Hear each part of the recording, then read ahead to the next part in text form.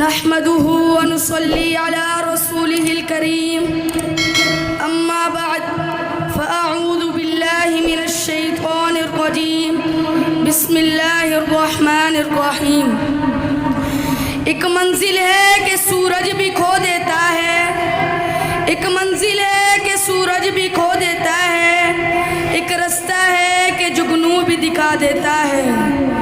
جنہیں طوفان سے الجھنے کی عادت ہو، جنہیں طوفان سے الجھنے کی عادت ہو، ایسی کشتی کو سمندر بھی دعا دیتا ہے۔ واجب الاحترام ارباب علم و دانش اور میرے عزیز ساتھیوں، السلام علیکم ورحمۃ اللہ وبرکاتہ۔ موضوع گفتگو ہے پاکستان کو اسلام کا قلعہ بنایا جائے۔ صدر محترم، کیا کبھی ہم نے یہ سوچا کہ یہ ملک پاکستان ہمارے والدین اور بزرگوں نے کتنی قربانیاں دے کر حاصل کیا؟ اس ملک کی خاطر کتنی ماؤں کی گود اجڑی، کتنی عورتوں کی مانگ اجڑی، ان کی عزت کو پامال کیا گیا۔ باپ نے اپنی آنکھوں کے سامنے اپنے بیٹے کو خون میں لتپت دیکھا۔ آخر کیوں؟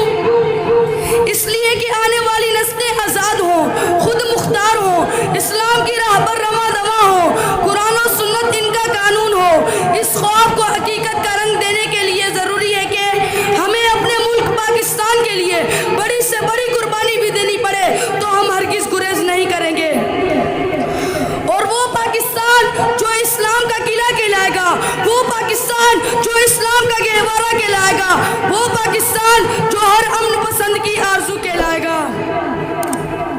پاکستان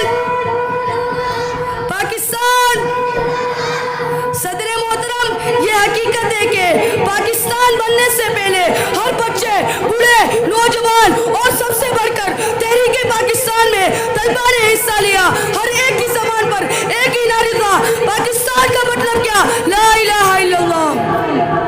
بن کے رہے گا پاکستان، لے کے رہیں گے پاکستان، اور حق ہے ہمارا آزادی، لے کے رہیں گے آزادی۔